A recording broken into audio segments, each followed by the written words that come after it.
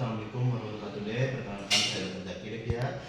Baik, di sini saya bertugas di klinik pasien pada hari ini. Baik, sebelum itu saya akan mengkonfirmasi identitas Ade terlebih dahulu dengan ADN untuk usia 8 tahun Ade ya, untuk alamat Ade Pasteur. Baik Ade, pada kali ini saya akan melakukan pemeriksaan torak paru dan juga jantung. Apakah Ade bersedia untuk boleh Bu, untuk Ibu bersedia Bu?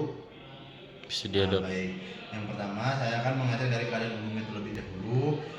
Yang pertama saya akan mencuci tangan terlebih dahulu, lalu mengeringkan. Setelah itu saya mengecek dari keadaan umumnya. Kita lihat kompos mentis kesadarannya, lalu dari pasien ini dia tampak acuh atau tidak. Setelah itu dari somnolennya. Setelah itu kita lihat dari neonatusnya, dia itu menangis kuat atau sulit untuk fokus, dan juga dia ini banyak gerak atau lebih rewel. Itu untuk mata ini dia terbuka atau tidak. Lalu kesan sakitnya ini dia itu normal. Lalu setelah itu kita untuk pemeriksaan berat badannya, dia dalam batas normal. Lalu untuk pemeriksaan tinggi badannya, dia juga dalam batas normal. Itu untuk dari lingkar kepala, dia setelah diukur. Lalu setelah itu untuk pemeriksaan tanda vital.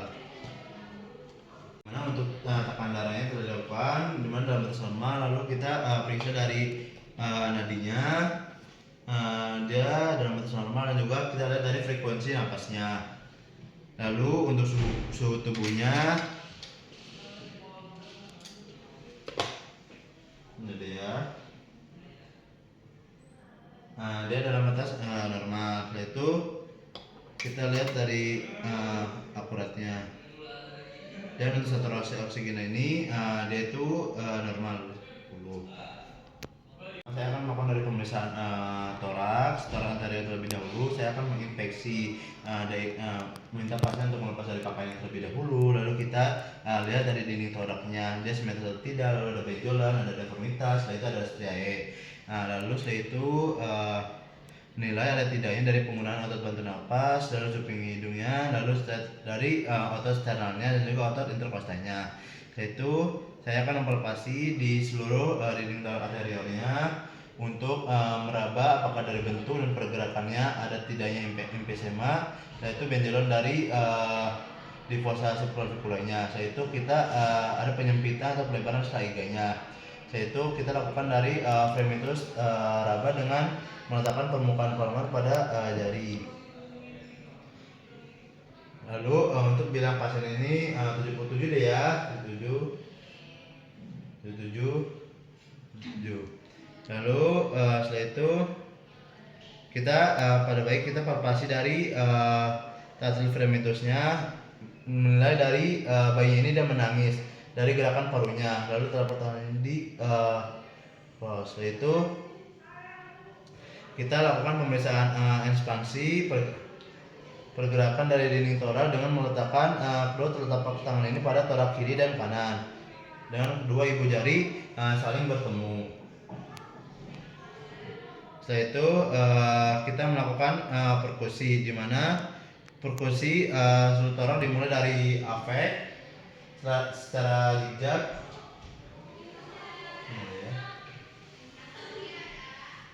sampai ke batas toraks, dan kita bandingkan dari setiap langkah perkusinya dari dalda atau dari timpani.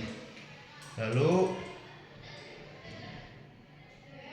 setelah itu kita melakukan auskultasi. Kita mulai dari afek secara zigzag, dan juga kita bandingkan dari sebelah kanan dan kirinya. Dimulai dari baik, setelah itu pada natus ini dia akan berangkat vesikular.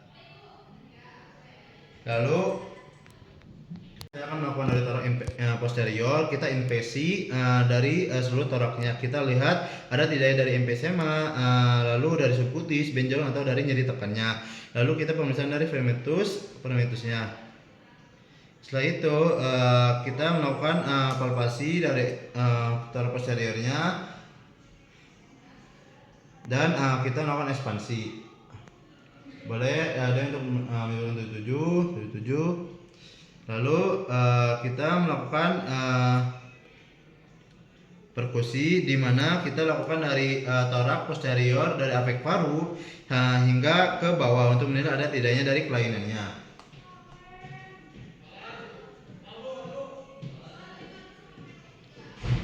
Lalu kita melakukan dari auskultasi. Kita auskultasi secara sistematik melakukan dari apek paru ke daerah atas skapula. Kita bandingkan dari kiri dan kanannya, dan juga kita lihat dari suaranya dari bronkovesikular.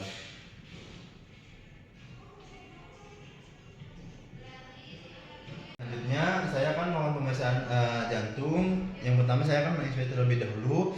Kita menilai dari lokasi ischus cordisnya. Biasanya untuk ischus cordis ini di bagian sebelah kiri untuk di ICS keempat atau 5. Lalu untuk PMI-nya ini pada bayi ini dia sudah diraba, misalnya dia itu lebih tinggi dibanding dewasa. Lalu kita melakukan palpasi, gunakan dari bantahan jari ini untuk meraba dari impulsnya. Impuls ventricular ini dapat mengangkat dari jari pemeriksaannya dan juga akan terasa dari pemeriksanya. Yaitu kita periksa dari sensasi getarannya atau dengan menekan ball of hand secara kuat pada dadanya. Lalu setelah ischus cordisnya ini teraba, kita nilai dari lokasinya, lalu dari diameternya. Lokasi ini biasa di ICS 4 dan 5. Untuk diameternya ini dalam posisi terlentang biasanya kurang dari 2,5 cm, menempati dari 1 setelah iga.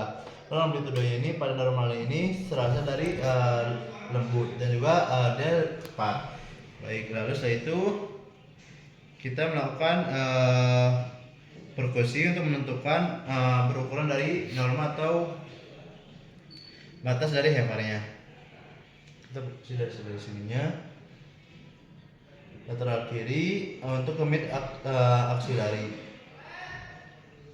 ke arah medial sampai terdengar bunyi dal. Nah, untuk batas kiri jantung ini yaitu batas di mid clavicula kiri. Lalu kita naik satu dari ICS-nya dan juga perkusi ke arah medial sampai terdengar suara dal. Lalu kita melakukan auskultasi.